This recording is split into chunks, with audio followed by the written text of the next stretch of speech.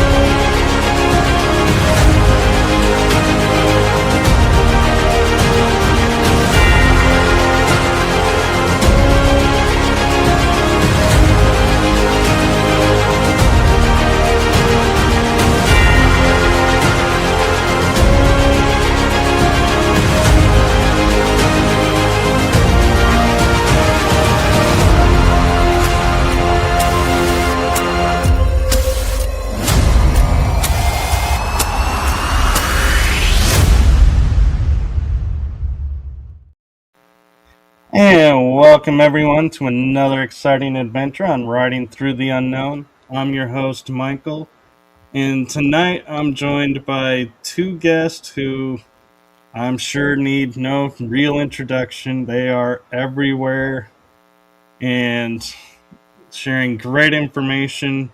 So it is my privilege, my honor to have them on for a second time. And so I will turn it over to them to let them introduce themselves and talk about their new documentary. So I will let them take it from there. So I give you the one, the only Journey to Truth podcast. Thanks for having us, man. Definitely, we're happy to be back. And yeah, for those who don't know, Aaron and I host Journey to Truth podcast. We've been doing it since 2019. So we just had our anniversary, right, Aaron? Yeah, 7 years. Yeah, we just had the 7-year anniversary beginning of this month. Wow, 7 years. So we've been at this 7 years, and we're 5 conferences in now. We each wrote a book. We've just released our second documentary, and we have hundreds of episodes. It's been quite the journey, and we're excited about it. But this new documentary that's on its way to the streaming platforms now is kind of why we're here today, to promote that and talk about it. It's a documentary building a case for the secret space program, something that we've been into for a long time, and there's a lot there, and there was no proper documentary out there. There is no proper documentary out there until now that kind of covers it in a 2-hour window as best as you can, because it's a very, very deep, lengthy topic. But it was an ambitious project. Took us about 3 years to make, and it's finally done. And we're super proud of it. And we can't wait for everyone to see it. And Aaron, you can add to that if you'd like. But it's we're excited for it. Yeah, yeah. I mean, you said it. It's kind of a lot of work, and about 3 years in the making, and the vision kind of came along as we were working on it and turned into what it became, and we were very proud of it. But it's always when you put something out to the world that you've been working on, that you invest a lot in, you never quite know how the reaction is going to be. And we got just an overwhelming, amazing response to it already, and like our hearts are so full. And so thank you all so much, everyone who's watched it and given us amazing feedback, and who loved it. And we hope that we can do our small part to help disclosure and get the truth out about all these things that need to come to the awareness of humanity. So yeah, and for those who are interested, they can go. Right now is currently available on our Patreon. The best way to probably get there is through our website, journeytotruth.online. Just scroll down on the main page and click purchase here. It'll take you to the link to buy the documentary through Patreon. and it's a purchase to own type of thing. You don't have to be a Patreon member. We would appreciate the support. It's only $5 a month, but we're not asking for that. We just want people to see the film, and it is available there until the streaming platforms pick it up in a month or two, and that time frame is out of our hands. We don't know when that'll happen. So it is the name of the film is called A Lifetime of Silence Behind the Green Door, A Case for the Secret Space Program, and it's named after a military patch that basically classifies a black project, a deep underground military base behind a literal set of green doors where all this advanced technology, extraterrestrials are said to reside. So in a nutshell, that's kind of what it is. But yeah, did you have any questions in particular, Michael?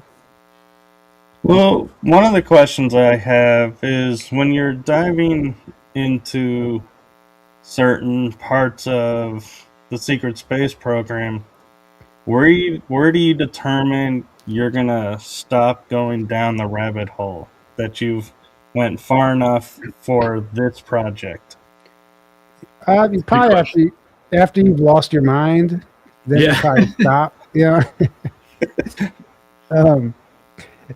No, that's a great question. I don't necessarily know how to answer that. I feel like it's so out there. This information is so out there. It's so hard to believe. It's so outside and beyond what we were told, what we are told is supposed to exist, right? And it goes against everything that we've been led to believe about what the shadow government and the military-industrial complex is actually doing, working alongside extraterrestrials, reverse engineering technology, and colonizing space outside of the public eye, right? That's kind of what we're talking about, but you have to get people there first. So that's what our film is doing. It's like building a case. It's not like a mainstream ufology documentary. We're not repeating all the old stuff. That's what all the documentaries over all the years have done for us, including the Age of Disclosure. So those are like the building blocks up to this. So you might kind of like we do our best to bring people from A to Z, right? But it doesn't necessarily mean you're going to understand it all in one take, because it's a deep rabbit hole. It takes a foundation of understanding that aliens exist, and we are in fact reverse engineering their technology. Like, you have to come into this documentary at least with that understanding, and I think our audience does, and most people in the world now with the Age of Disclosure, they kind of did that job for us. Thank God, the timing was perfect. So in fact, I think the timing of all of it's been perfect, because we did our soft release on January 9th in a private theater here in Sedona, and shortly after that we put it on Patreon, and it had a good window, right? And then all the Epstein stuff gets released, and I don't think people, like, that's where everyone's focus is. So we caught this good window, and it gained some traction, and then we'll get another wave when it hits the streaming platforms. Where you stop down this rabbit hole is up to you. I think you got to be kind to yourself, and don't try to take on too much at once, because a lot of the information is dark and traumatic, and it involves understanding the horrible crimes against humanity that have been taking place for all these years, and just the suppression of technology and secrets and all that stuff. So Aaron, you might be able to answer that question a little better than I did, but no, that was a great. That was a great answer. I guess I'll expand on it a little bit, but that's kind of like, to me, asking, when are you going to stop being interested in a certain topic that is real and you're very interested? It's like, well, never technically, but I think there's different phases of going down the rabbit hole, so to speak, where when you first find out, oftentimes when you first find out about a subject that's fascinating to you, or that's mind-blowing, or that you're like, oh my gosh, this is real, and then you want to take in everything like a fire hose, right?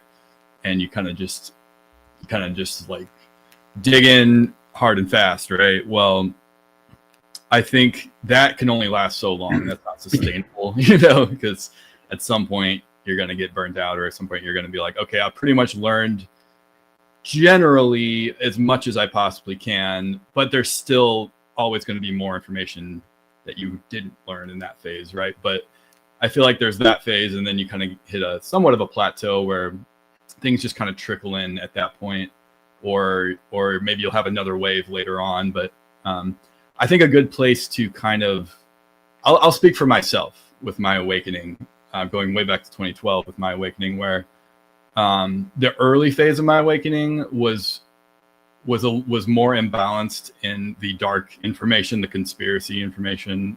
I was watching Alex Jones. I was watching Project Camelot videos. I was David Icke. I was going down all those I was just like, whoa, there's this whole crazy conspiracy going on, all this dark stuff and all these dark agendas, but then there's also ETs, and then I kind of went down that rabbit hole with ETs and UFOs and stuff, until I kind of had to hit a point where the spirituality had to catch up to that, right? So I kind of had to balance it out with my spiritual journey, and that's what I did. I eventually, because I was more in that, I admit I was more in the fear energy at first, because I was learning about all these dark things. And then I realized, wait a second, there really is nothing to fear, because we have all the power, and we're all connected to God, and we're all one, kind of thing. And I kind of had to like balance it out with my spiritual path. And I feel like it's very essential to do that, especially with the secret space program topic, because a lot of it is very dark. And, it's like, if you don't have that bigger picture of the spiritual nature of reality and of the spiritual path, then I feel like you can easily get caught up in the fear and in the under the weight of that. And I've seen that happen with a lot of people with this topic, where they don't seem to be very healthy spiritually, emotionally, mentally, and then but they're very, very into this topic, and many of them are experiencers themselves, and it's understandable. They have a lot of trauma from that, right? But they haven't healed, and they haven't balanced that out.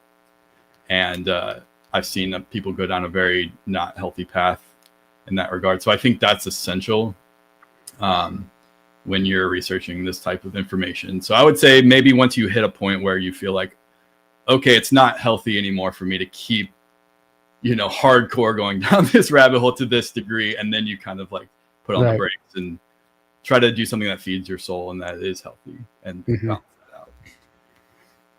And that's very true. And one thing I'm curious with both of you is, as you're talking to people about their experiences and your own, do you stop and go, well, what positives came out of it? Let's, we've heard the negative, we've heard the narrative, but what positive have you come out of it, or have you gained from this? And so I'm curious if you guys hit on that at all, or... Yeah, so I mean, if you're asking, did we hit on that specifically in the film? At the end, it definitely ends on a high note, and it's like, it's kind of like rallying the troops and like helping people understand why these people, for one, like Carrie Cassidy calls them, are soldiers of truth. Like, these are soldiers, these are true heroes that are blowing the whistle on this stuff. And, for one, why it's important that they stay protected and we honor their bravery, but also why we need to understand this for the future of our children and humanity in general. It's kind of like this bringing home message that's uplifting, and that's important. So yeah, it's all dark at the end of the day, but the silver lining in all of it is that it's all surfacing, and we're learning the truth about what they hoped would never see the light of day. And maybe it might not look pretty, but it's absolutely evidence that we are moving into a new phase of humanity where the truth, like, it's the age of transparency is what I call it. So that would be what good comes of this. You might learn about the dark truths, but that's the truth, and that's what we need to know. It doesn't matter if you believed in it once or not. It's going to become apparent that this is absolutely what's happening, not just the secret space program, the stuff with Epstein files and everything. It's all tied together too, if you really want to go down that rabbit hole and have that conversation. So you learn about it, and it's traumatic, right? Don't attach yourself to it, but you need to understand. So we know what we're up against. We need to know where we're living, who these people are. We need to have a better understanding about who we are and where we came from, and like where we're at in this game, right? And once we can do that, then we can start to climb out of that, and they're not going to be able to pull the wool over our eyes anymore, and we can actually do something about it and take responsibility and accountability and rise to the occasion. And you've seen it. you can't turn your head to it anymore. The world is changing before your eyes, and you can either turn your head to it, but it's going to go on without you. Like so you need to really keep up. I think keep up, but don't give your power away to the information, but stay well informed, but don't let it distract you and consume you. Like you have to find that balance. I think, and that's where we're at. And I think there's definitely nothing but positives that come out of this at the end of the day, because, you know, the light is being shined in this darkness, and it's allowing things to heal. And these people that have been holding on to these secrets forever, that's a weight on their shoulders too. And now we're at this place where people feel safe to talk. And what that is doing for the collective, like the 100th monkey effect really is going to come into play. And more people are just going to start accepting this stuff as the new norm. And before we know it, like this planet's going to be unrecognizable in a positive way, in my opinion. Well said. I guess I'll continue off that. Yeah, I think that this is, I like what you said about, you know, just because this information is dark doesn't mean, you know, we shouldn't look at it, or, you know, it's like we have to understand the world we've been living in. We have to understand this is part of the truth, right? We're at a point in history, we're at a point in time now where all the things that have been hidden under the surface is coming to light. It's the apocalypse. That's what the apocalypse means. It's the great revealing. It doesn't mean the end of the world. It means the end of the old world that we've been in. And now we're moving into a new world, or a new age, where everything hidden is now being revealed. And to change something, you have to first know it's there, right? If it stays hidden, you're never going to be able to change it or transmute that, right? So I feel like those of us that are at a certain level of consciousness are here to transmute the darkness into light. We're here to heal it. You can't heal something unless you acknowledge it first, right? So collectively, it's being acknowledged, all this darkness that's been on the planet the whole time. Things aren't actually getting worse. It's been here the whole time. It's been that bad the whole time, but it's now coming to light in this way for the first time ever. And we're all seeing what's been there the whole time. And that's not just outside in the world outside, but also within ourselves, because as above, so below, as within, so without, right? You know, these things kind of mirror what's going on inside. So we have to heal on the inside first, because if humanity doesn't heal on the inside, nothing's going to change ultimately on the outside. It's just going to get repeated over again. So it's kind of this symbiotic thing going on. I feel like there's a divine orchestration to everything, where it's this point in time where the darkness is getting revealed outside, but that's forcing us to deal with the darkness inside, or the stuff that we don't want to look at on the inside, or how we've contributed to what's going on. Because at the end of the day, you got to ask yourself, like, oh yeah, well, why did I never question all these things that were told to me? And I just bought it, you know, and I didn't ask questions. I didn't question the jabs. I just gave them to my kids because the doctor told me that I had to. Or why didn't I question the food I was eating and giving to my kids? You know, all these things. Like there's always a degree that we played a part, and that doesn't mean that we need to, you know, blame and shame and feel guilty, but that means we have to acknowledge that, and then we're able to heal and move on. Well, I think that's what's going on in a collective, and I feel like disclosure is much more than just governments around the world telling everyone that ETs exist or that UFOs are real. Like that's just one small aspect to it, right? It's really all of this that's happening now. It's all of that. It's the spiritual awakening. It's the awakening to all the corruption. It's the awakening to how the system actually works. These dark agendas going on. It's the awakening to all these advanced technologies that we actually already have that's been hidden from humanity, which ties into the secret space program a lot. Actually, we cover that in the documentary.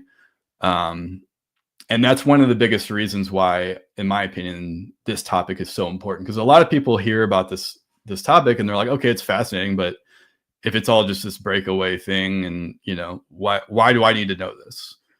It's like, why is this important? Well, there's multiple reasons for that, but one of the biggest reasons is, well, this is not, it's not fully breakaway in that this is still on the planet in a big way. And this advanced technology, we've had this advanced technology for like 100 years at least now.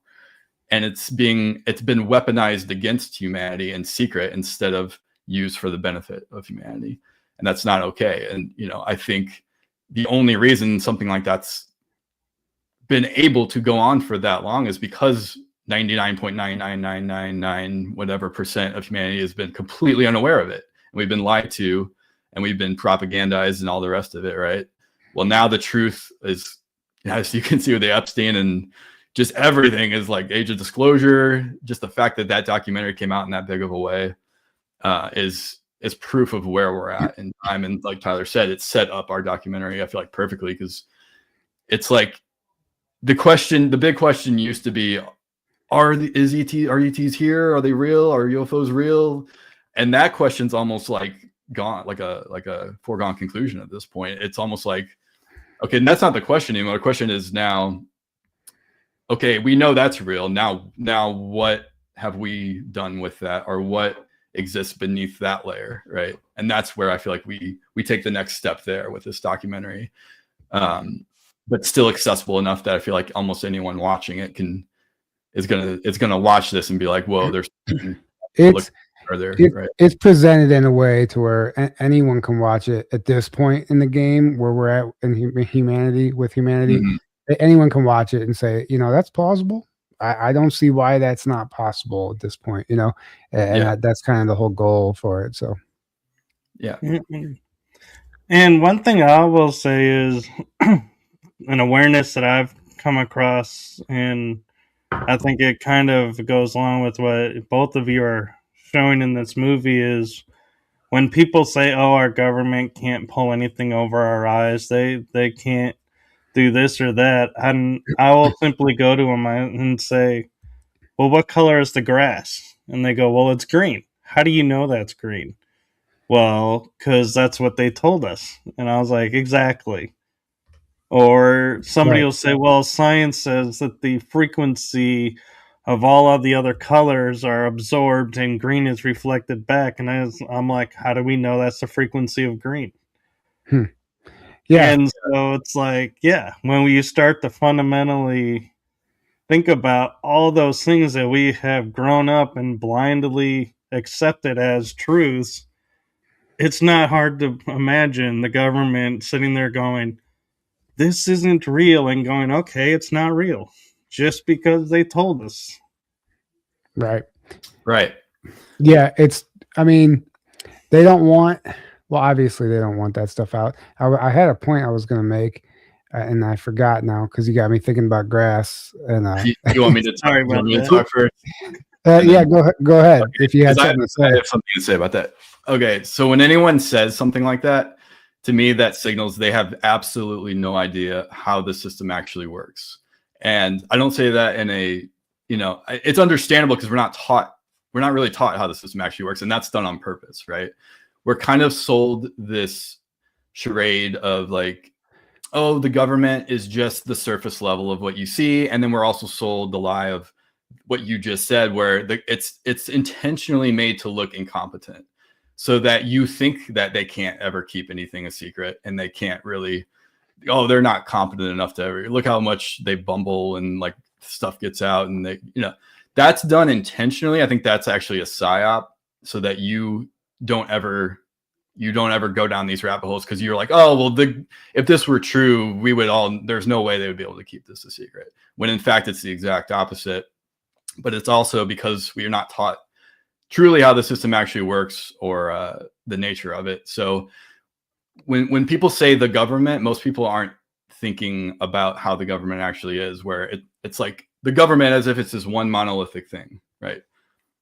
It couldn't be farther from the truth. If you want to say the government in the totality of the entire system, you've got many layers and many compartments and many things connected to that. If you want to say that's all the government, you could say that, but it's really so much more than just what we think of as the government. It's the whole military industrial complex, which includes all the intelligence agents. And I'm just speaking of the United States here. It's the most, the most central and powerful in this topic on the planet. So let's just use the topic. Let's just use the example of the United States military industrial complex.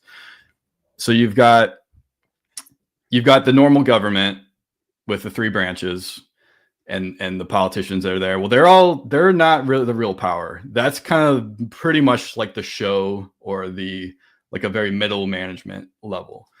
The real power, you could say, is above or deeper, whichever way you want to look at it than that. And you got the military, but not even the surface level of the military. You have the deeper levels of the military.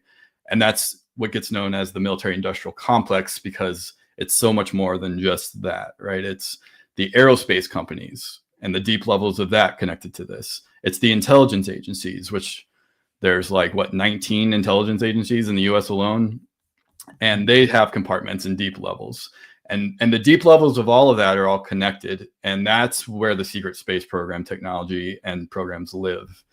And it's designed to be so secretive that not only are you not supposed to know about it, the public was never supposed to know about this stuff. But people in the government, most people in the government have no idea, because everything's so compartmentalized. Right. People in the military have no idea because it's so compartmentalized. It's right. All need to know. It's all levels of classification, and we're dealing with technologies and protocols and everything you can imagine to keep those compartments separate and to keep those secrets hidden. But if you want to say, oh, well, that's, there's no proof that the government's ever been able to keep a huge secret. Well, look at the Manhattan Project. They were able to keep that a secret from everyone working on the thing. Everyone working on it didn't know what they were working on. They were only told what they needed to know to work on the thing until it all came together. And then they're all like, oh my God, I was making nuclear weapons. That's what I was working at. They were able to keep that a secret from everyone working on it and from ever getting out to the public as well. So that's a fact. And that was almost 100 years ago. It was during World War II. So right there you go. If they can do that, imagine in the last 90 years, what we've been able, to go from that in the 40s, right? The 30s and 40s. And now if you want to go research, how did we obtain this advanced technology? There's no proof of that. Well, there's actually tons and tons of proof that we've obtained advanced technology in two ways: from ETs, from, whether it's downed UFO crafts or channelings or other ways that we've got it from non-human sources. And number two, from people like Tesla or T. Townsend Brown or all these scientists that were working on electrogravitics or free energy technologies or advanced technologies that all got, basically, they're like, all right, we're going to push that down. You got to hide that from the public, but then it doesn't just go away. They don't just throw it away. They know when they see something that works or doesn't work, and then it all gets buried deep down in the layers of the military industrial complex. And then the public never sees it again, but it keeps getting developed out in secret. And there's so much proof of that. We just barely scratched the surface on that in the documentary, but we do cover it.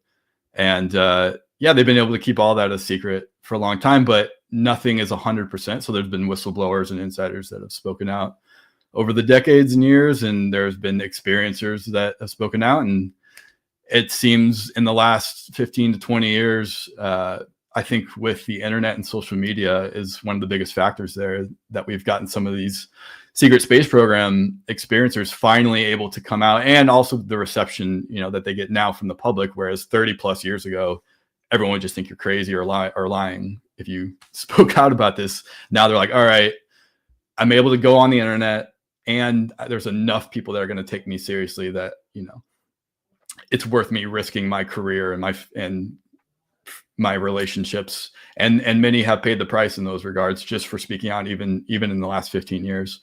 But they've been brave enough to do it, and we have some very credible ones that are true experiencers of the secret space program, we believe, in our documentary, that tell their story, and they tell a lot of details about how the secrecy is kept and what goes into that. So it's very real.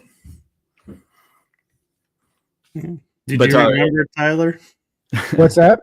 Did you remember what you were wanting? Oh, well, yeah. I mean, he kind of covered it. I was just going to say, this whole the whole purpose of this shadowy entity that exists that we call the shadow government is to do this stuff without congressional oversight, right? They don't need to go through Congress or the official government to do this stuff. In fact, it's been created so they don't even understand or have access to it themselves. So that's why whenever, they just had Obama come out in this interview, which I don't even know why he's out there doing interviews instead of behind bars, but the fact that he was asked about aliens, and he said, yeah, they're real. But there's no underground base on their Area 51, and they're not keeping extra aliens there, whatever. Unless there's something so secret that they're not even telling the presidents about. So he was kind of hinting at it, but he was making a mockery of it, but also at the same time telling you. But that's exactly it. The presidents aren't being read in for the most part. Everybody is different, and everybody plays a different role. So it's definitely something that if you expect the government to have all the answers, they don't, because they're like Aaron says, compartmentalized. And most people haven't been read into the darkest part or the deepest part of the programs, which involves things like human trafficking and slave labor and things that really is why they don't want this out. It's not necessarily about the technology. They all have blood on their hands, and it means potentially if it did come out truthfully, everyone involved would, and we had a system to lock everybody up. I don't think there's enough prisons on the planet to lock everybody up that's involved. So it's a really, really weird thing that we're dealing with here. And it's going to be done in a certain way to appease the public and kind of, it's kind of like dangling this carrot in front of us, like just giving us a little bit, and we're constantly like distracted, but they're going to do it in their own way. Unless we get some big document dump like the Epstein files about the secret space program, I imagine we're not going to get full disclosure on that for quite some time. I don't think I'm not even sure they have even documentation to put together to make a dump, because right. Nobody wants to have their, like you're saying, nobody wants their, someone to hand a document to somebody and go, oh, wait a minute, this is real. Now all these people are involved, and here's these people's files, and we owe them now for this. And yeah, paper trails, I imagine, are virtually non-existent for the secret space program for that very reason. Absolutely. Yeah, it's designed to not leave a paper trail. That's how they maintain the secrecy. Yeah. And like William Tompkins said in one of his old interviews, like the top secret, the most top secret documents they had weren't even labeled top secret, in case there was a car crash or a plane crash when they were transferring these documents back when they had the paper documents, right? In case like something happened and those files got out, they're not going to say top secret, so no one's going to take a closer look at them. And I imagine it's going to be the same way today. It's going to be hidden under something else, kind of like all the code words for pedophilia and that we're learning about through the FBI files and the Epstein files. The same probably exists with all the black projects. They have code words for everything. They speak in comms, and they're communicating on back channels like video games. But believe it or not, video games is one of the big ways that they communicate. And Epstein has a Fortnite account. There was a whole Star Wars Battlefront thing. There's many cases where video games have been used to basically for back channel communication for these secret projects. And they have their in-person meetings. The one everyone knows about is the Bilderberg meeting that happens once a year. But if we know about it, it's a more surface level thing, in my opinion. And that goes for everything, in my opinion. So yeah, like you said, like the deeper you go, the less there's going to be a paper trail. And at a certain point, there's going to be no paper trail. And at a certain point, there's going to be no physical evidence in any normal way that we would think of it. And I think there's many other meetings that go on that we have no idea about that are in person, and there so all right, so go back to when we all found out the NSA back in 2013 when Edward Snowden came out. We all found out, they're collecting all of our messages, all of our phone calls, all of our, everything all the time. and and understandably, people were pissed off and scared about that.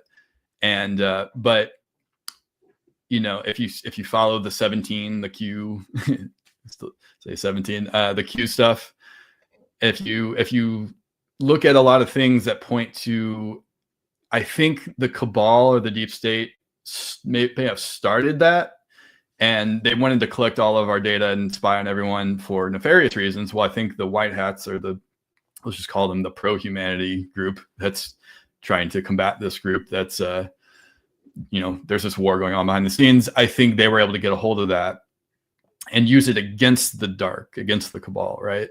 So, because what other way are you going to have proof of all of their stuff if they're not leaving a paper trail of the deepest layers of things? If they're not, there's no other way to get physical evidence, or they've already infiltrated the judicial system. They've already infiltrated the intelligence agencies. They've already infiltrated the government. Like, if the whole system's been infiltrated and rigged to keep that system going, well, that's why Q says the military is the only way, because enough of the military was still not infiltrated or free that they were able to combat these people. And it seems like we're able to use the NSA and use that system against them. So they're like, oh yeah, you guys got everything, but now we do too. And now we have all of the dirt on you guys. And we don't need anything else. And that's what Q always says. We have it all, right? He says, right. Well, it's like have it all. There's nothing you can do it's done, right? You can't escape anymore. It's like using their own surveillance that they built to track us, to track them. And that's what we've used a lot of their own weapons against them, it seems like, in the last 15 at least years or so, if not longer. And I have a curious question for you guys, because I know you've done a really extensive research into this, and my bottom line question comes to, are there actually humans calling the shots in this? Because if there are, how could they, with a conscience and everything, sign off on all of this? Do you feel like there are human elements able to put aside their humanity to activate these programs? Or do you think there are other beings that are running it and they're just making the slaves of the humans and making them the face that you go, oh, that's who we need to blame? I would say all the above there, kind of. Like, that's a hard thing, because you're dealing with, there's a lot of like interagency politics that go on with all this stuff. And if you just like, I like to use this as an example, just watch any movie, any CIA movie, and just how everyone, no one can trust each other. People keep their friends close, their enemies closer. There's all this backstabbing and infighting, and no one, people are, shaking hands and being friends on the surface, but they're gathering intel on each other. There's so much of that going on. You can't really know who's who in this game. And I don't think anybody trusts each other. So to answer that question with one simple answer is impossible, really. I think all the examples you provided are, I think in some cases that's happening, that all of that's happening. I think it's very layered. It's a whole hierarchy where, whether you want to look at it as the deeper or above, whichever way you want to look at it, the further in that direction you go, the less human it gets of the control system. I think anyone that's fully human is just a pawn ultimately, right?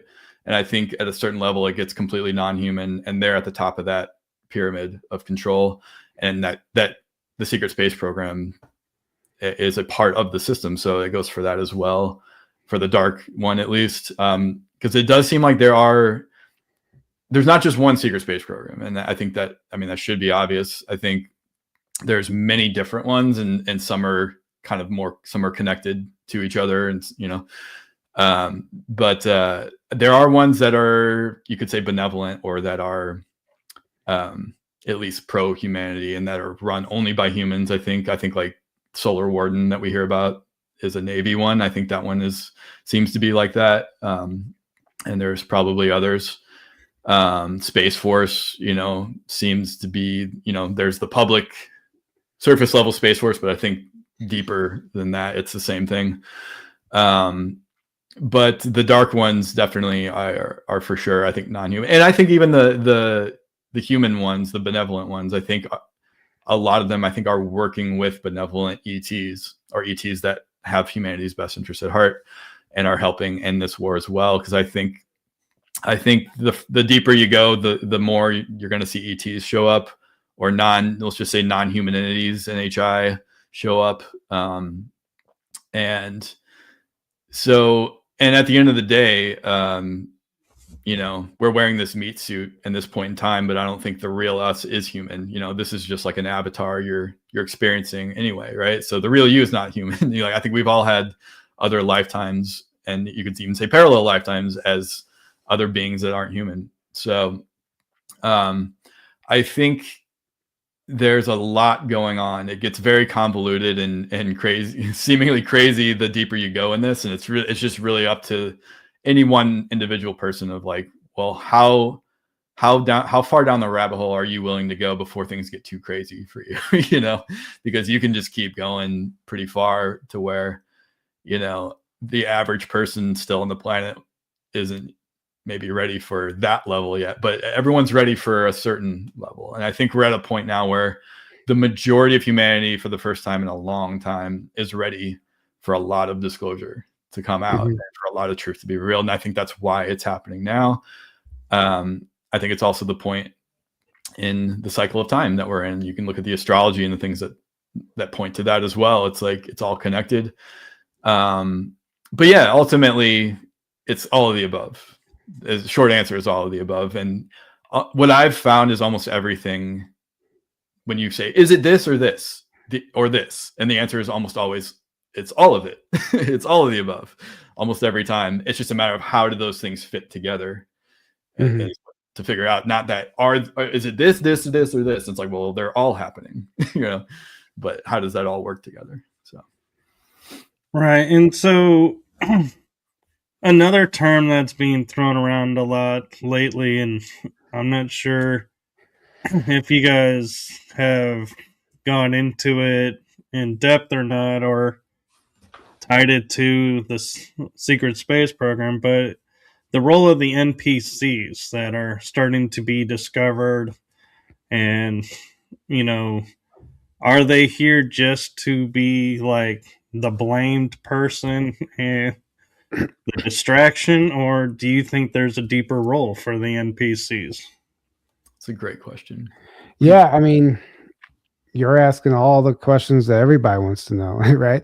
I think, these NPCs play an interesting role. For those who don't know what an NPC is, it's like a non-player character in a video game, right? And they're just like the background people, like Dolores Cannon refers to them as. They're people here that, well, if you want to take it back even further, I can go back to the whole like Enlil, Enki, warring brother narrative.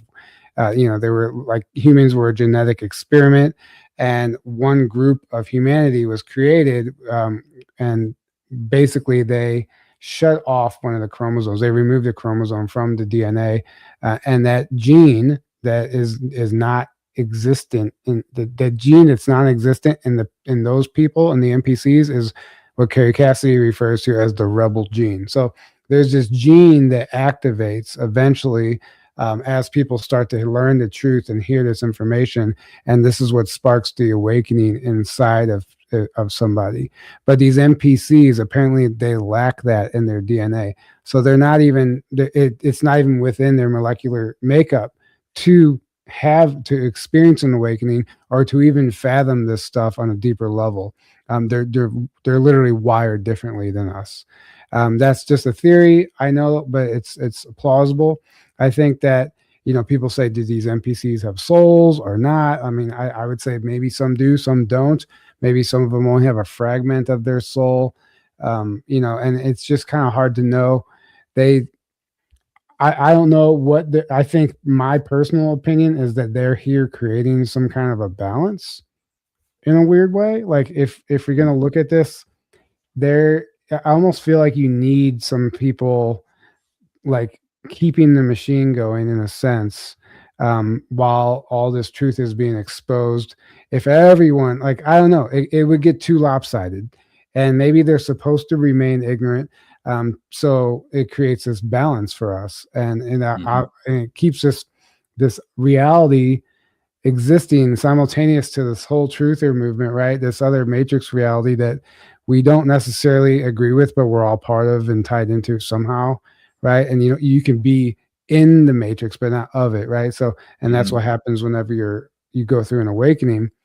So the role of the NPC in that, I think, might be to our benefit at the end of the day.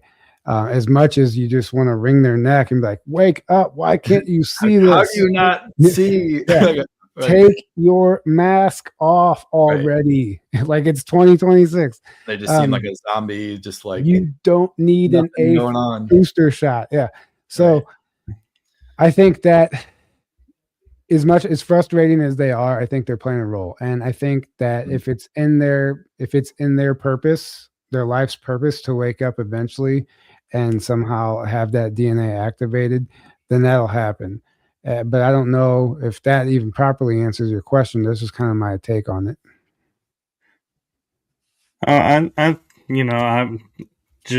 had no answer in mind, and so I'm just opening the field because it's something that we all hear, but in the end of the day, like you and Aaron have a large habit of putting dots together that people normally wouldn't put together. And so I was just curious if you guys were like, yeah, I'm glad you brought up the NPC because this is, what we found. And so that's what I was looking at. Yeah, that does remind me though. So you want to get into like the Cabbage Patch Kids and the Great Reset that allegedly happened at the end of the 1800s. The Cabbage Patch Kids and the orphan trains, and like they were literally having these auctions for children. There were no adults in the picture. In fact, there was a record number of insane asylums here in the country and maybe around the world too. There was a record number of adults in the insane asylum. So the whole theory is that they were attempting this great reset. Anyone who had memory of the past and who was kind of on to their game, they got called crazy and they got thrown into insane asylum. Meanwhile, these kids are literally being bred, like harvested, grown, at like they use the Cabbage Patch. Maybe there's something literal to it, but either way, they're being grown and harvested. And these children, they don't have parents, and this is whenever they came and basically, whenever the education system was hijacked in the medical industry and all that, 1913 or whatever year that was, that it was all put in place right around these kids were just old enough to start going into school. So they have no parents, no memory of the past. They're just like these grown people. And then now they're being, bombarded with all this, indoctrinated with all this false history and false information. They're working in these factories basically under slave conditions at a very young age with hardly any adult supervision, because any adult that would be supervising them had been locked up and put away in an insane asylum, right? So the theory is that these children that came from that era, and their offspring and that bloodline, that's the NPC bloodline. That's the bloodline that has grown up and generational like monarch mind control programming. It's in their DNA. Like they've literally been programmed from the get-go to not understand the true origins of humanity or themselves. So even down their lineage, like it's nowhere in their lineage. So that's maybe who these NPCs are as well. I don't know. This is a crazy theory. I understand that, but I think it's worthy of considering. And I don't know if Aaron, do you have anything to add? Yeah, I mean, that's, I'm not 100% sure on that, but there is a lot of things like we did. I don't know. I wouldn't say it's a factual like 100%, but it's. But there's a lot of things that point to it that it's definitely a very strong possibility. And we did a whole Tartaria webinar a couple of years ago that went through all that, and it's pretty crazy when you look into it, especially the buildings that you're told were built in like the 1800s when there's like horse and buggy time, and these are like extravagant, insane, like you're like, we couldn't even build this today. How did they build it 150 years ago? It's like it doesn't add up. And the mud flood stuff and the cabbage patch, like there's so many aspects to it. They got rid of all the bells. They're seeing the world's fairs seem to somehow tie into it, where they seem to have some kind of advanced technology. And we all talk about, oh yeah, they had advanced technology many thousands of years ago in like Atlantis times, which I do 100% believe is true. But it seems like it was a lot sooner than that. There's a lot of things that point to, hey, only like 150 to 200 years ago, actually, we had some kind of advanced technology that they somehow were able to wipe away from everyone's, not just the surface level of the earth, but everyone's memory. Like no one has memory of, or like, oh, hey, my grandparents used to tell me about it. It's like they somehow, somewhere down the line, it seems like there was like a reset. It does seem to point to that, where everything got wiped, and then it's like no one remembers this not that long ago past where all these things were going on. That being said, going back to the NPC thing, that is interesting because like Dolores Cannon, through her sessions, she would get a lot of the time, she would call them background people. So a different term kind of for the same thing, where what kept coming through was that something like 80% or even more of humanity was background people. And the way she described it was, they're like, think of like extras on a movie set. She's like, you got to have extras to fill out the people on the movie set so that the other characters can exist in that world. Otherwise you don't have a world for them to exist in. So that kind of lines up with Tyler, what you said, is that maybe there is a spiritual significance to it, or a job for them that's like they're holding down the matrix so that we can have a certain experience. Mm-hmm. But she said, well, they're a different type of soul. She would say they're still a soul, but they're a different type, where they're on their own journey, and that's just where they're at currently, but they're fulfilling that role currently. So it's not like, they're just worthless, whatever. It's not like that. It's just, they're at a different place in their journey, and a different type of soul. And that would also line up, if the Cabbage Patch thing is true, maybe that is how they happened, at least in recent times. Maybe that's a more physical aspect of how that works. I'm not sure, but it does seem, however it works, it definitely seems like somewhere around 80% ish of humanity is at this level of NPC-ness, or however you want to say that, where they're very matrix like minded, where like they're just not asking deeper questions. They're not interested in going deeper than whatever is the day-to-day stuff, whatever they're told is true, whatever they need to just get by and work the job and operate in the matrix, and that's all they can kind of see or care about, and like, whereas like we're asking these deeper questions, we're going down these rabbit holes, we're trying to find out the truth of ourselves and reality and all these things. And some people like us are like, why aren't they doing that? Like, or why aren't they seeing what's even coming out in the news with stuff and asking the deeper questions, or trying to figure out? They're just like, oh, yep, the Epstein stuff came out. Oh, look at all that horror. Oh, that's horrible. All right, back to my job. It's like, wait, it's like, did you guys not just see that? So I think there has to be, it's like there's something on a deeper level than just, we all go into the programming of the matrix. So why do some of us, go way deeper, and some just stay at this very surface level and aren't really interested? Well, I think that's why. I think that's the real reason why. Mm-hmm. Yeah, thank you. And Bradley Lampo 2535, I think I'm pronouncing that right, has a question I think you guys can answer. I'm not quite so sure. He says, when I discovered all the Tartaria information, I feel like our timeline has been manipulated. Your thoughts? Oh yeah, I mean, Absolutely. the whole thing is a temporal war, a timeline war. That's a whole other conversation. But absolutely. So with Tartaria, like, okay, if you're doing a reset, there's also a theory that the Tartaria, or the World's Fairs, essentially, like, they didn't just destroy or take down all those buildings. we kind of like shifted dimensions, right? And so that like there was this weird dimensional split in this timeline shift where there's like this higher echelon of society. The movie Tomorrowland kind of depicts this beautifully. It's like this secret society that has an advanced civilization in another dimension right here alongside of us.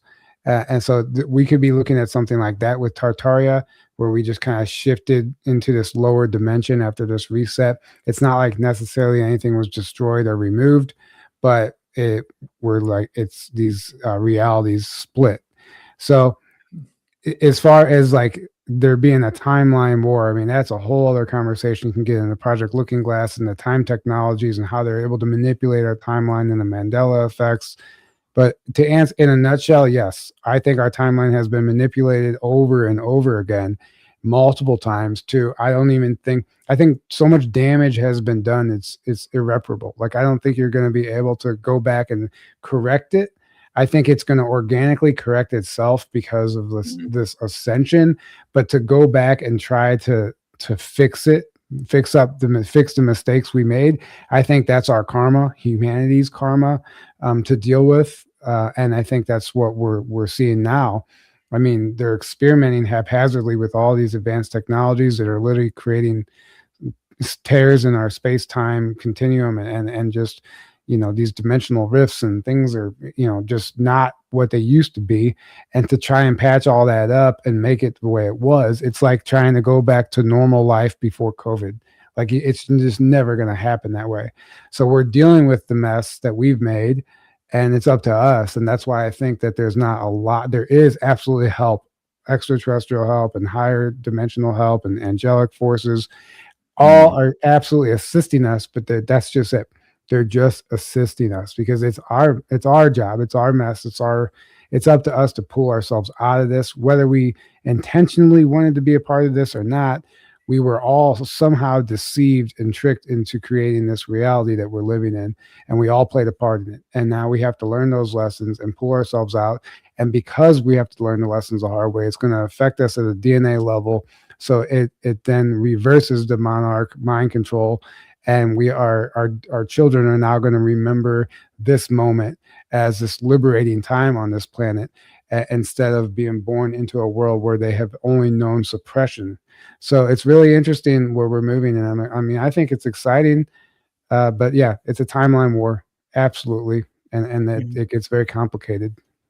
It also makes sense why epigenetics is coming up now and being so in the front is we're, like you're saying, we're rewriting the DNA to where we're no longer this, we're now this, and that's what's going to carry forward. Mm-hmm. Yeah, absolutely. And I think that the real prize here, the real gold here, I think, is our own consciousness and our own DNA. And I think that's been the main thing that's been hidden from us. So that's why they've been able to, feed off of us and manipulate us so easily, because they've completely hidden our own nature of who we even are from us. But then they know who they are and they know who we are. So they're able to think of that power dynamic that alone creates, right? And that's why they've just been smooth sailing, able to kind of like manipulate the game and manipulate us for so long. Well, that's obviously ending now. People are waking up to that. People are waking up and seeing the truth in all aspects of what's going on. And that's why they're desperate. And that's why they're kind of flailing around right now, like a chicken with its head cut off, because they know their ship is sinking. And if they don't lock stuff down now, they're done.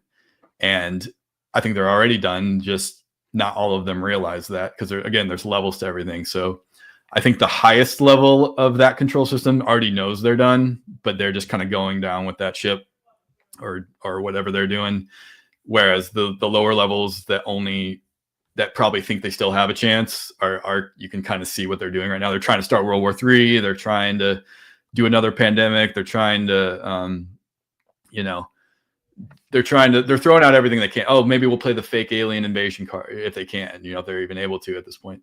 Whatever they can do to get us reined in again and lock us down again. But I don't think it's going to work. I think it's it's our destiny to be free and to go down this ascension path instead of the negative path that they're trying to steer us down. But at the end of the day, what's really steering the ship, I think, is our own consciousness, because we're master manifestors, where we have this power to create not only our individual reality, but our collective reality. And I think the more we get in a higher state of consciousness, in a more coherent, heart-centered state, the more we're going to actually be able to create a beautiful reality, one that serves all of us instead of one that enslaves us, because we've been manipulated into that. That's the whole trick, they put out in front of us what they want us to create, and then we unconsciously have been creating it. Well, the second you raise your consciousness, you're no longer in that low unconscious state anymore. And then you're like, okay, I see now what you're doing. Oh, I see now how this system works.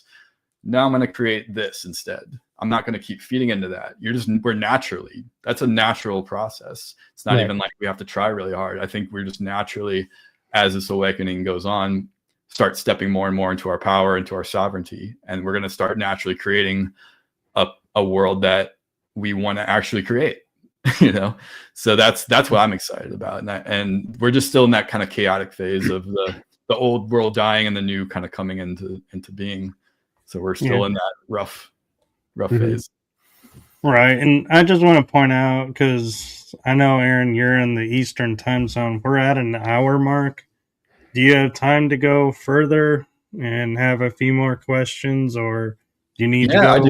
I do, yeah. A little bit. Yeah, we could do maybe like 20, 30 more minutes, couple more questions. That's fine.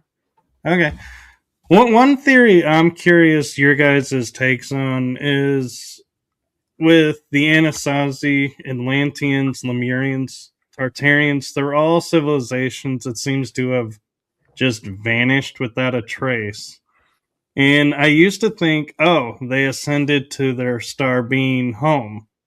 Now I wonder, because we're talking about humanoids in inner Earth, did they go down into inner Earth and start there and starting civilization there?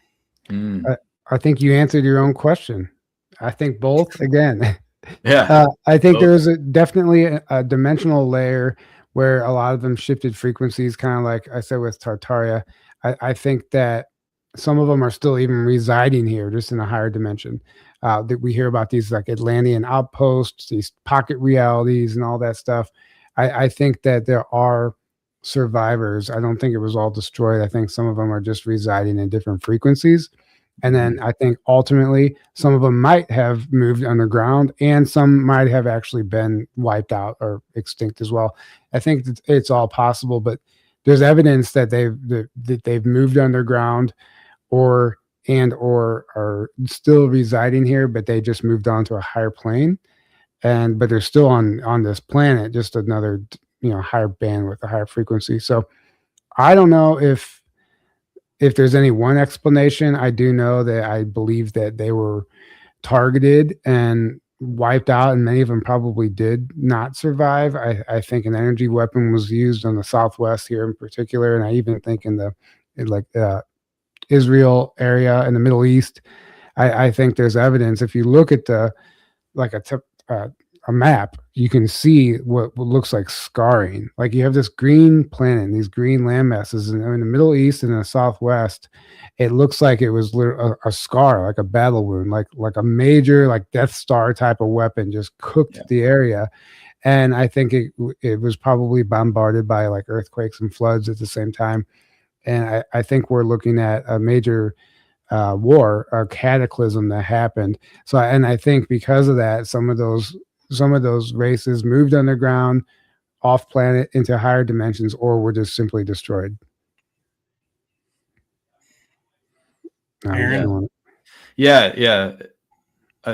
Everything Tyler said, absolutely. All the evidence points to somewhere around 12,000-ish years ago, there was a major cataclysm, and everything points to that before that time, there was a very advanced civilization that was planetary wide, or there was really, you could say two, because, there's Atlantis and Lemuria, at least two, that many people have past life memories of, and there's other evidence of that there were those going on.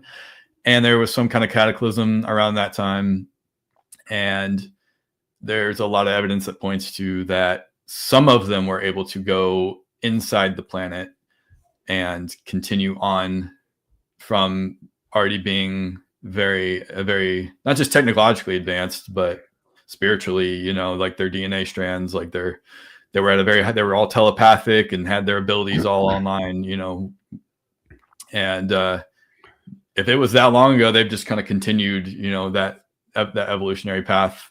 If they didn't get, the ones that didn't get wiped out and go into the inside the planet. And you know, supposedly there's different pockets of that, like Telos under Mount Shasta is a very popular one that many people have claimed they've connected with or experienced firsthand.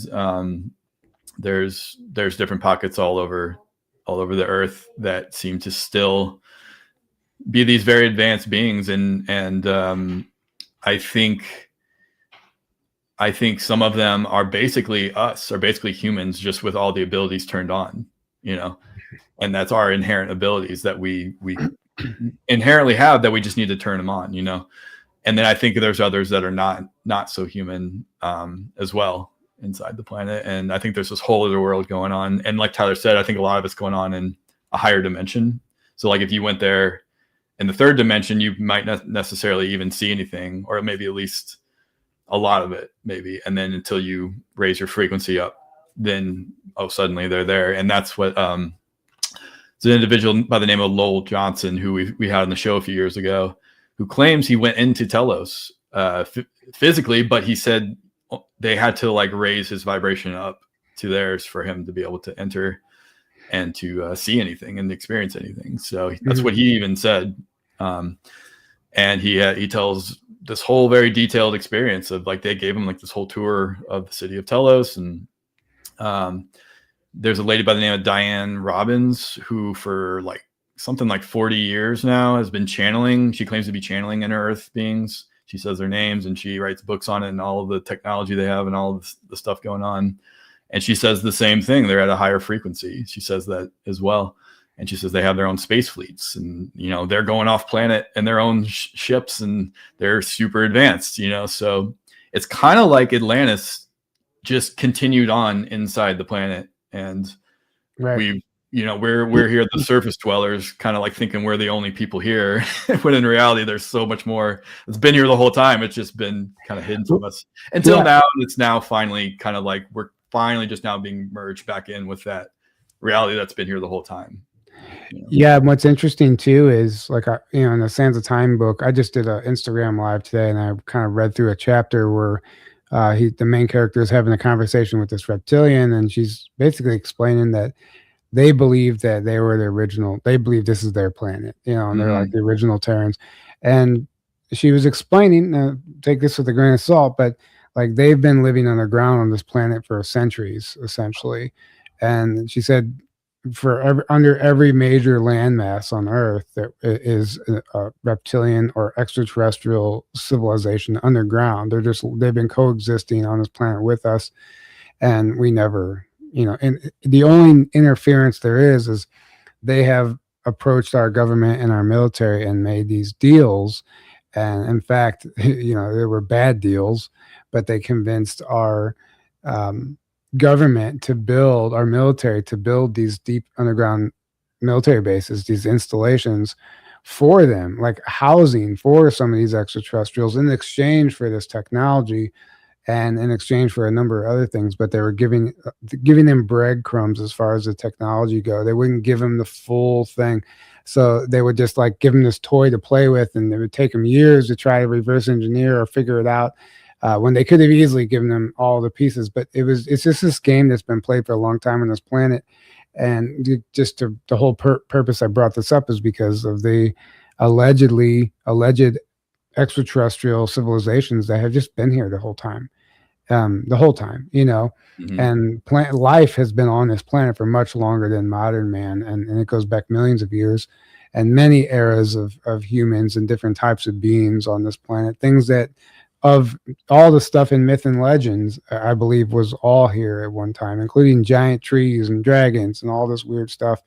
And what's also interesting is that Reptilian in that book said that the closer you get to the Earth's core, the lesser the gravity, because the gravity is in the Earth's crust, like a lot of the hollow Earth theories. So whenever you hear like Billy Woodard or these other inner Earth testimonies, like whenever you get down to hollow Earth, not like the Agartha network and the crust, but when you get to hollow Earth, you start getting taller and lighter. It's because the gravity is actually less there. It's actually the exact opposite of what mainstream tells us. They think gravity is emanating from the core, but it's something that exists within the crust, and we don't actually even understand it.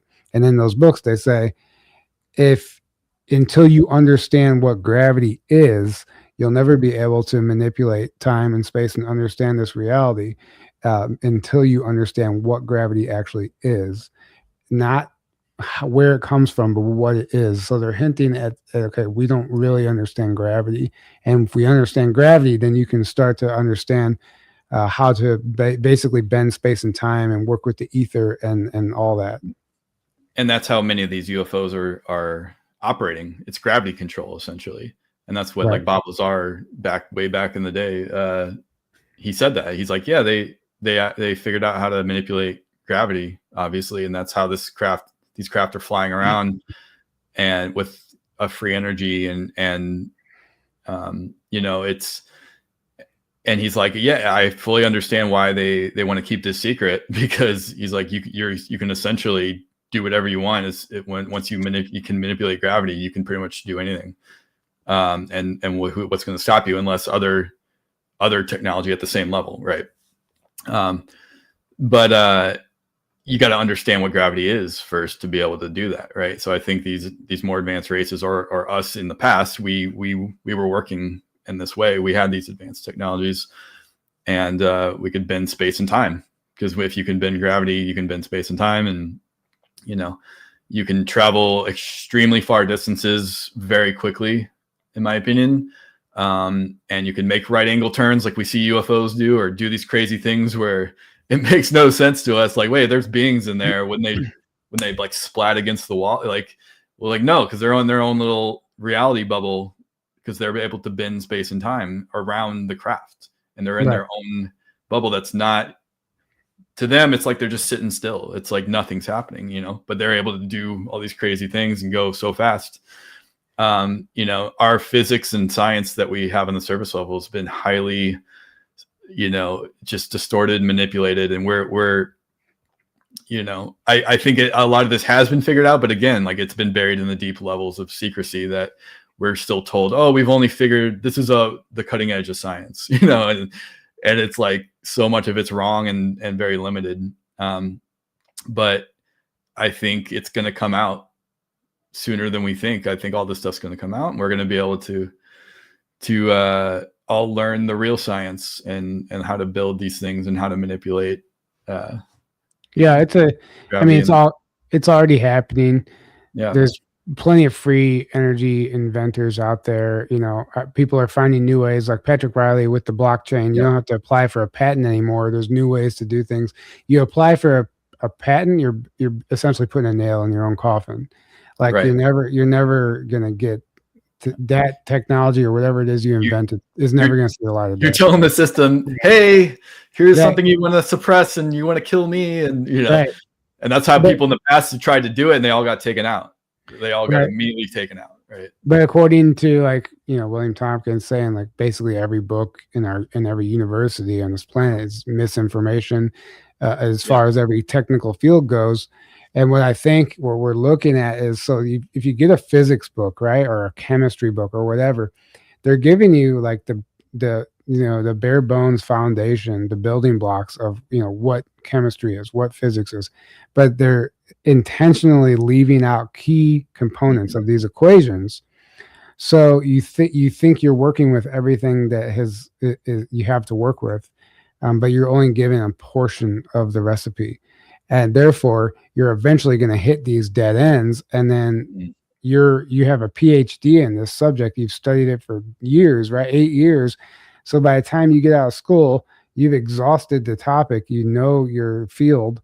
And whenever you start hitting these dead ends, you're like, well, it must be impossible to time travel. It must be impossible to go faster than the speed of light. Well, it is with the equations you've been given. But if they were to give you these pieces, or in some cases, just flip parts of the equations around, it changes literally everything. And that's what we're dealing with here. So no one's given the correct information to start with to even figure this stuff out. And that's all been done by design. So we hit these dead ends. Or, oh, sorry, real quick. I want to add to that. Like, and then you're told people like Tesla was, oh, he was a quack. He was a crazy man. Like, he wasn't accepted in the scientific community. Well, you're told that so you don't ever look at what he was doing and you don't take it seriously. Because as soon as you do that, you see he was on to the real stuff, right? And then you look at like the explosion of electrogravitics work that was done in the 1950s. It was all over. It was hyped up. It was like all over. It was in Popular Mechanics and all these magazines, and there's all this talk about it. Oh, we're gonna have flying cars. We're gonna have all this stuff. Look, they're working on this stuff, and then it all just went silent. Well, why did it go silent? Did they just suddenly realize, oh, actually, there's nothing to this? We hit a dead end, and then we just dropped it, and then stopped talking about it completely. No, it went silent because they realized it had to go silent. It didn't have to, but the system wanted it to, because they're like, whoa, we're coming on to some real stuff here that would change the entire planet overnight. Yeah. And they had to bury it, right? That was in the 50s. You can look this stuff up. Like, that was going on. And then right after that gets buried, NASA gets created, and this whole dog and pony show, like, oh, this is all we have to go to space, rockets. Right. Yeah. Well, you know what that reminds me of, Aaron? That episode of Seinfeld where they're talking about the flying cars, and Jerry's asking George, he's like, why don't we have flying cars in the 50s? Flying cars, like, they seem like they're right around the corner. And exactly. George is like, he goes, because the government is really touchy about us being in the air. They don't care what we do on the ground, but anything in the air is a big production. It's a big production. Yeah. Exactly. Seinfeld. Yeah. What I find interesting is you reminded me, we are taught in school 4 minus 4 is 0, or 0 is an answer. And then I remember when I went into calculus, the first thing the teacher says is there's no such thing as a 0 answer. And I'm like, wait, why did we just spend like 12 years being drilled into us 0 is the answer, and now you're telling me it's not the answer? Right. And right. Well, they don't even know. So right. It just shows you the nature of, like, they'll tell you whatever's they want to whoever writes textbooks or is in control at one time, and then they're like, oh, actually that's false, and here's the truth. And okay, except what if this is false? When in 10 years we find out, So that brings me, I have 2 questions for you now, Michael. What is 4 minus 4? I would say it's 0. But all right. What color is the grass? It's the frequency of green. All right. Stop lying to us. No, that's fine. I do have an interesting question for you guys. And sorry, Aaron, I just want to make sure I get this one in before time runs up. And that is, we're talking about inner Earth beings, what they possibly could be and everything. And talking about the secret space program, we're led to believe it's all being operated by outside or off-world entities or entities here. Could inner Earth be a part of the secret space program? I think it's very possible. I think to some degree, for sure. I would say, you hear about like Ashtar Command and like obviously the Confederation of Planets and stuff, and a lot of them are talking about involving these inner Earth societies, right? So I think that maybe if you're talking about some sort of a galactic federation or a confederation of planets, that I think these races within the planet that have these their own space programs, it may not be the secret space program through the military industrial complex, but it is in essence a secret space program that we're not supposed to know about or we just don't know about, that I do think is part of this bigger overall picture. I don't think that they're necessarily involved. Maybe factions of them are involved with our military, but from what I've read and from what I understand, they actually don't want anything to do with our military. In fact, they do everything they can to avoid them, and they won't even, like in Billy Woodard's testimony, he was basically fast tracked to the military to be a liaison, like an ambassador for Telos and our government, because they wouldn't, they wanted to talk to somebody that they trusted, one of their own, not one of our government, because they know they can't trust them as far as they throw them, and they always have an agenda, no matter what. They figured that one out a long time ago. So, and they figured out a long time ago that we're not interested in bettering ourselves and the planet. Many offers have been made to help humanity in the past. Valiant Thor and other inner Earth groups and extraterrestrial groups, they have made offers like, we can pull you out of this mess, but it would mean giving up any leverage that they had or any upper hand that they had on these other countries. Mm-hmm. And to them, we're still this like war, like this simple-minded war fighting, human race, and they can't get past the fact that they would lose a technological upper hand against these other countries if we decided to give up our nuclear weapons and stop using them and use this technology to unite us. They don't want that. They're more worried about power and control than they are about humanity. So they sold out the human race essentially, exactly, for power and control. But that highlights the whole problem, is that we've unconsciously given the power to people that don't have our best interests at heart and that are way more interested in power and control and manipulating whatever they can to keep that power and control in place than actually benefiting humanity and actually, us thriving. And so this awakening is kind of like, well, okay, well, you're fighting against God there. You're fighting against the universe, because now we're at a point in time where the awakening is happening and they're losing that power control, whether they like it or not. They're going out kicking and screaming. And the ones in the system that, everyone's being forced to make a choice here. So there's ones that you're like, you know what? I value humanity more than I value being a part of this control system. And they're working to help. And then the ones that are still in power that want to keep that power and control at all costs and keep the enslavement going at all costs are fighting tooth and nail, and are going out kicking and screaming. But that has to happen so that we take our power back, and that now we're going to only let people be in a position of power if they are on that page, in my opinion. That's kind of how it's going to play out. Mm-hmm. And then these other ETs and beings, that they're going to be able to work with us, because the way the system's been for a long time, like they can't, how can you work with humanity when they're enslaved by people that want to keep the enslavement going and keep the power and control going at all costs and keep the nuclear weapons at all costs, and like keep the wars going, keep killing each other at all costs. Like you can't, that system has to change first for them to like fully come out in an open way and work with us and share their technology fully. Right. So that's what's happening. We're at the stage now where this transformation that we're doing it, we're awakening, we're changing what we can. And then at a certain point in time, ETs and Earth beings and ETs, are going to be able to more openly merge and share stuff with us, because we'll be at a level where we can now do that in a safe way. Right. So that's a big picture of, where we're at. I think it's inevitable. And I think honestly, in many of our lifetimes, we're going to see that change really come to fruition in that way. Aaron, you bring up a really good philosophical question there when you say some of them are choosing humanity over their power and helping. Can we truly trust that they are and forgive them for that? Or do we just use them and then give them the same punishment as the others? And because, at what point do we say we really forgive?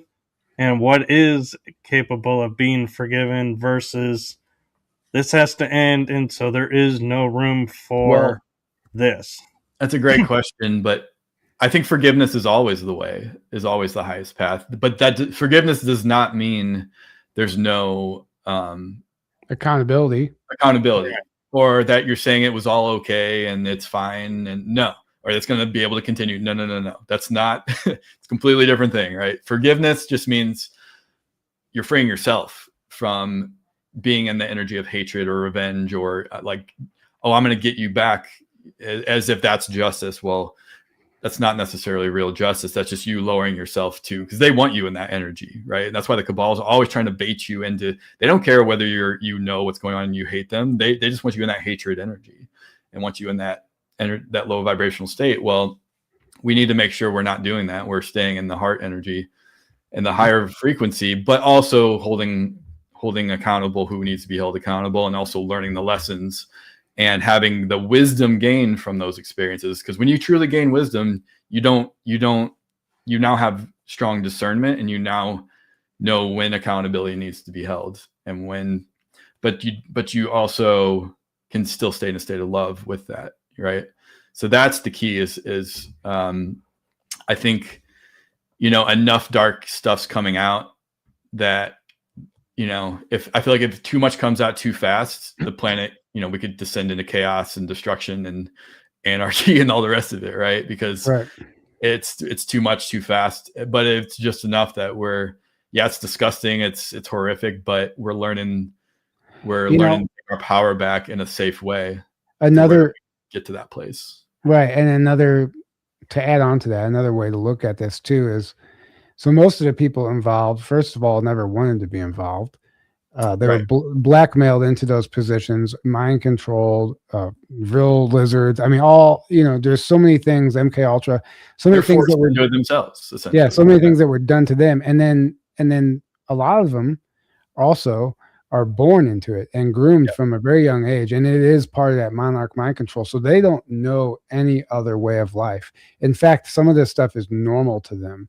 Some of these crimes that we consider horrific, it's normal everyday life for them, and they don't even understand that it's wrong. And I've seen that there was this girl who basically broke free from this sex trafficking ring years ago, and she was on Dr. Phil, and he was interviewing her, and that was the only way of life she knew, and she said that she missed it, and she was being sincere. And he's like, how could you miss that? And she's like, that's normal to me. She's like, that, but it doesn't mean that it was right, but that's all she knew, right? So then therefore there's a highly likely chance that she's going to do the same thing to someone else. So we're talking about a generational thing. So if we want to hold everyone accountable for this, something that happened that began, this domino, this ball began rolling years ago, right? Or centuries ago. And we're at now what we're seeing now is the byproduct of all of that. And some people are absolutely knowingly committing these crimes, and justice should be served where it needs to be served. But I also think it's really important not to freeze these people in time as the enemy, because most of them were not there of their own volition. They did not want to be in that position. They found themselves there by maybe their ego got in the way, and they wanted to know what was behind that door. They wanted to be read into this program, not understanding the consequences of now knowing this top secret information and what that would mean as far as them literally being involved in these criminal organizations. So there's so many layers to this. Yes, there's so many layers. Some people absolutely should be locked up when we're talking about this stuff that's done to children. And if not worse, if not worse, right? So it depends on the individual and what was done, but really at the end of the day, forgiveness is key. Like, we have to understand that everyone at some level is a victim here. Everyone. We're all born into this shit show, and the rules are not fair. And some people know what they're doing, and those are the people that absolutely I feel like should be punished, maybe. But let God do that. That's going to be worked out between them and God, and we don't have to spew hatred towards them, because that's not helping. Exactly. Your energy flows where your attention goes. So like what you focus most of your attention and energy on is what you're going to manifest. So, we need to make sure we're focused on the right things. Yes, we need justice. Yes, we need accountability. Yes, we need, we need to do something about these crimes and about this horrible system that's been in place. Well, there's the key there. It's just the system's been designed. It's not like this. It's not like you can say, oh, the system's broken and that's how it's. No. The system was designed to allow this stuff to happen intentionally, and that's working beautifully. And it's been working exactly how it's designed. That's the craziest aspect of this, and that's what I think people are. I can see starting to have that realization. Like, whoa, they knew this stuff. The FBI, all of it, they knew this stuff was going on decades ago, and they intentionally made sure it kept going on. That's because they're part of that same system. The system makes sure all its parts are operating. This was done very intentionally, and that's a thing a lot of people are having a hard time right now wrapping their minds around or dealing with, because it's like, whoa, the world I've been living in is not the world I thought I was living in this whole time. And it's this whole inverted, crazy, thing that's been run by these very dark people and very dark beings. Well, that needs to change, obviously. And I think we're going to naturally create a new system or clean up that system and make it so that it actually does serve justice. It actually does hold people accountable. People aren't going to be able to get away with this stuff anymore. And, but that doesn't mean we need to keep go on witch hunts constantly and be paranoid constantly, or like, because now you're going back into that lower frequency and you're just going to create problems all over again. Right. So you got to kind of have that balance of justice, accountability, and also forgiveness, and staying in a love energy, and realizing, like Tyler just said, many, if not most of these people were either born into it or forced into the system. And even though they're still responsible, you're still responsible for your own actions no matter what. That's still your karma. But at the same time, when you have that understanding, you can forgive a lot easier when you go, okay, I see now why these people were doing what they were doing. I see now how this system has operated. And at the end of the day, I think we all, I think true Christianity is being Christ-like, is operating the way Yeshua actually operated and how he showed it. And he said, forgive your enemies. He said, forgive them, Lord, they know not what they do. Ultimately, anyone who does evil ultimately doesn't know what they're doing. I think they do, but they don't, because otherwise you wouldn't do it. Because when you realize anything you do to anyone else or anything outside of you, you're actually doing to yourself. And I think once humanity gets to that level, then we're going to, naturally things are going to, because no one's going to want to do evil to other people or harm other people naturally. Because ultimately, like Yeshua said, the kingdom of heaven is within you. It's not out there. You're never going to do enough things out there to get everything just perfect so that, okay, now we got the formula down. And it's like, no, it's an inside job. And when you clean up the inside, the outside is going to naturally get cleaned up, because as within, so without. You're going to manifest from within. So the real cleanup is within humanity, and the real awakening is within. And that's what we're really moving into. And that's why this is all happening in the first place, because there's an awakening going on. The system can't keep operating anymore in the shadows like it used to. Right. So we're able to kind of see what's been going on, and now we get to deal with it. And it's going to be messy, and it is messy, but at the end of the day, it's going to be beautiful on the other end of this. And I think all the lessons that need to be learned are going to be learned. And, we're going to naturally take our power back and create something that benefits humanity rather than keeps enslaving us and keeps harming our most vulnerable and innocent, the children, which is how it's been operating. So I just have faith, and I know things are changing, and I know there is a cleanup underway, and there is a beautiful reality that we're moving into, and it's just we're in the messy phase of that transition still. Right. And we're actually a little bit over the hour and a half. And so I want to leave you guys with a quick thought about, when we talk about the program and everything and the agencies, look at the X-Files. Remember when they first met, Mulder and Fox, or Fox and Scully? His first question to her was, who did you, piss off, or how did you screw up to get here? And so, and what was here? That was the branch or office of the truth. And so we're programmed now to believe if you want the truth and you want to go after the truth, you're going in the way of a punishment or the wrong career. And so, yeah, Right. I mean, it really is a program, and we got to, look at, what program do we want to start supporting? Yeah, exactly. Right. Exactly.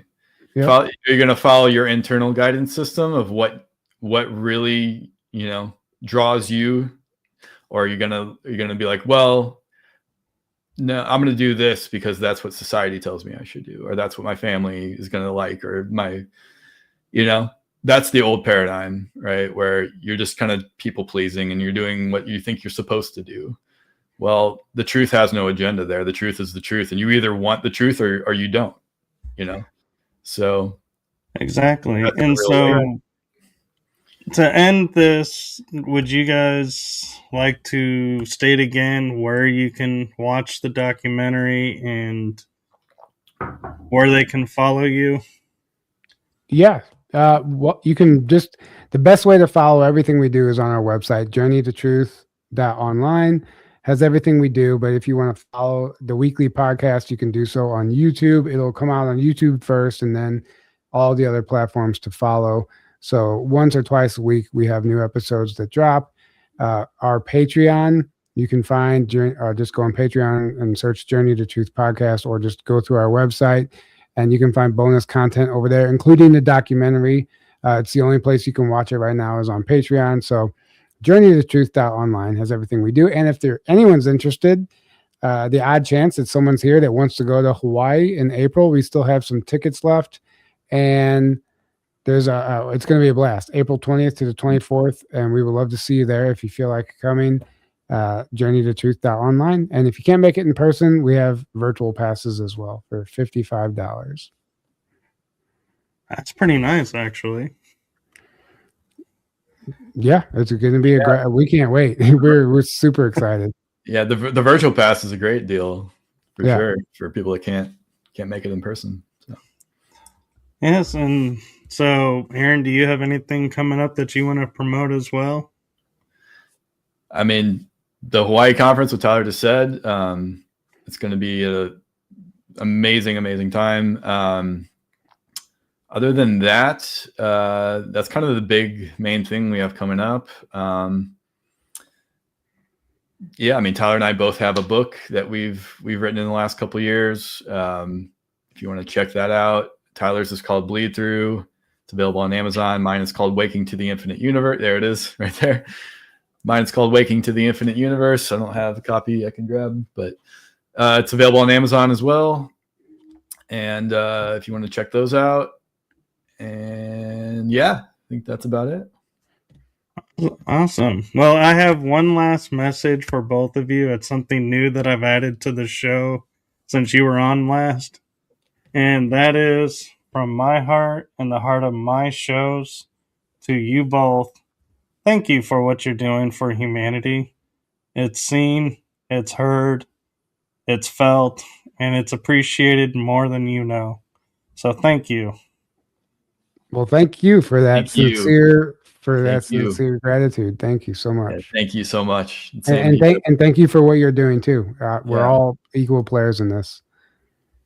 Yes, thank you. And it seems hard to remember that sometimes, but yes, we are all equals and we all have our roles to play, and that's the beauty of life is we're all actors in a stage, and we just have to remember we're writing the story.